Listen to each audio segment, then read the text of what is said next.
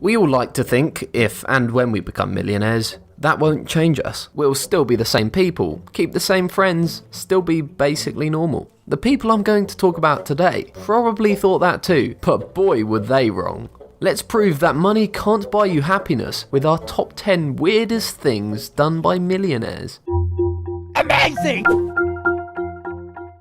Number 10. Salvatore Sam Ciretto. Salvatore, or Sam Ciretto, was a brilliant property developer, making millions through deals in Sydney. As a restaurant critic, however, his skills were a little more rudimentary. Every night for 4 years, Ciretto would walk down to Cox's Road in Sydney with a roll of toilet paper, choose a restaurant or cafe, then squat down in its doorway, pull his trousers down, and have a massive poo. You heard me right. Every night for 4 years. Eventually, the restaurants installed CCTV, and Ciretto was caught, pleading guilty to behaving in an offensive manner. He later became known as the Phantom Poopster. Though he was not put in prison, he was let off with an appropriately named conditional discharge. I expect he does his restaurant criticism on TripAdvisor now. Number 9.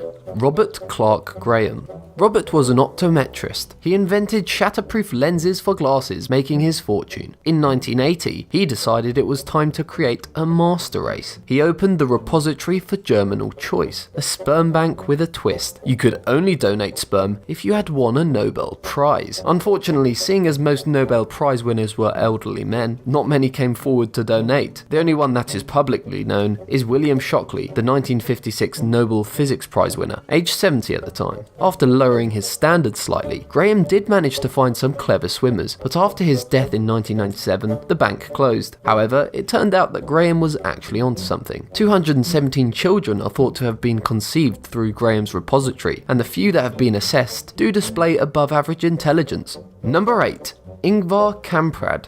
Ingvar could be one of the richest men on the planet, although his financial arrangements are pretty complicated, so it's difficult to say for sure. What we can say is that if you just met Ingvar, you wouldn't guess he was a multi-billionaire. Ingvar, who founded maze-like flat-pack behemoth IKEA, has not let his riches go to his head. Quite the opposite. Ingvar drives a 24-year-old Volvo, recycles tea bags, steals salt from restaurants, and regularly uses public transport at home in Sweden. His home, an average home in a modest suburb, is furnished entirely with flat-pack IKEA furniture, which he of course assembled himself. This billionaire has made a living out of being frugal. No bling whatsoever for Ingvar. Number 7. Leona Helmsley. We don't pay taxes, only the little people pay taxes. This quote should tell you all you need to know about Leona Helmsley. She had certainly lost the common touch after making her money in the real estate and hotel industries. Dubbed the Queen of Mean, Helmsley was famous for her tyrannical behaviour, ruling over her business empire with a foul-mouthed temper. However, her attitude to paying taxes would be her undoing. In 1992, she was sent to prison for 19 months for federal tax evasion. Helmsley's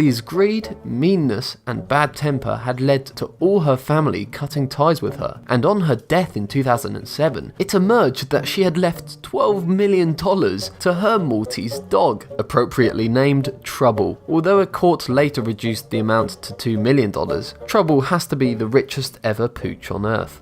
Number 6. Clive Palmer. We all know Jurassic Park was a brilliant action fantasy movie, except Clive Palmer, however. He thought it was a documentary. Austrian millionaire Palmer, who made his fortune through mining, spent millions of dollars on research into whether dinosaurs could be cloned. His plan was to have a cloned dinosaur running around his 5-star Palmer Coulomb golf resort. When his plan unfortunately failed, he went for the next best thing, and filled his golf course with over 100 huge animatronic dinosaurs. I'm guessing his second favourite movie is Titanic, because his current project is to build a full-scale replica of the famous ship called Titanic 2 at a cost of over $400 million. This project is currently running a year behind, and no one knows if it will ever be finished. Will there be a replica iceberg? Only Clive knows. Number 5. Jocelyn Wildenstein, and the Duchess of Alba. When you're a millionaire, you'd think you'd be able to afford a good plastic surgeon. This was unfortunately not true for our next two subjects. Jocelyn Wildenstein was once a beautiful Swiss socialite, married to billionaire art mogul Alex Wildenstein. Jocelyn one day decided that she would prefer to look like a big cat, and spent years and millions visiting plastic surgeons to make this dream come true. Unfortunately, her husband didn't like the cat look, and Jocelyn caught him cheating with a 19-year-old Russian model. In their divorce settlement, the judge granted Jocelyn more than $2.5 billion,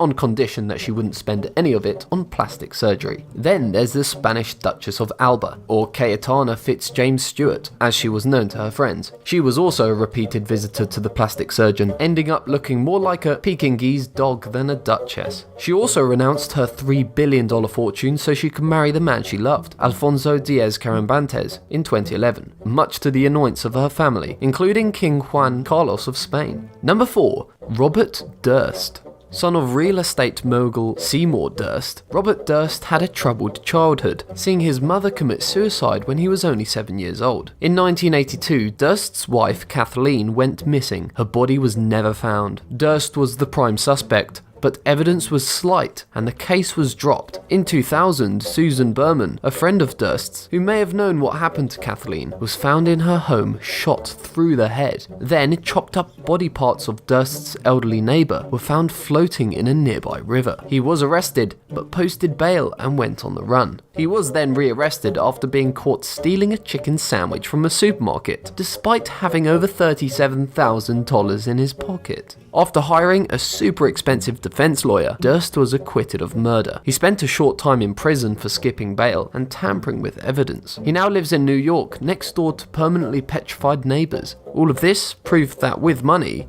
you can even get away with murder. Number 3. Nicholas Berggruen and Graham Pendrell. Here are two millionaires that realised money doesn't buy happiness, and did something about it. Nicholas Berggruen made a $2 billion fortune through shrewd investments, but lost interest in cultivating possessions. He sold his house and gave his entire fortune to various charities. He now lives like a nomad, doing business from hotel rooms, owning little more than the contents of his bag. Then there's millionaire antique dealer Graham Pendrell, who took this even further. He gave all his money away to charity, then moved to Kenya to live in a mud hut. He helped the Maasai Mara tribe solve an intertribal dispute. As a result, Pendrell was initiated into the Maasai Mara, the only white man ever to receive this honour. He is now known as the Brave One. Number 2. Yuri Milner, Paul Allen and Richard Branson. It must be something about millionaires. They've conquered the business world, then look for other worlds to conquer. Yuri Milner is a billionaire Silicon Valley tech investor. In 2016, Milner spent $100 million on sending an ultra-light robot spacecraft into space at 1/5 of the speed of light to discover Earth's nearest star system, Alpha Centauri. He did get Professor Stephen Hawking to advise him though, so he got at least one thing right. Then there's Paul Allen, who was a co-founder of Microsoft with Bill Gates. While he isn't quite as rich as Bill, he's doing okay, with an estimated wealth of $20 billion. In May 2017, he unveiled his Stratolaunch aircraft, the biggest plane in the world, designed to fling satellites into space. Allen has been fascinated with space ever since he was a child, inspired by the astronauts of the 1960s like Neil Armstrong and John Glenn. Finally, Virgin's maverick entrepreneur Richard Branson. He's no stranger to weird acts, with hot air balloon races, dressing up as a stewardess, and all kinds of other antics. In 2004, he founded Virgin Galactic, the first commercial space line, promising trips to a holiday resort in space. Flights aim to start in 2018, at a cost of $200,000 a trip.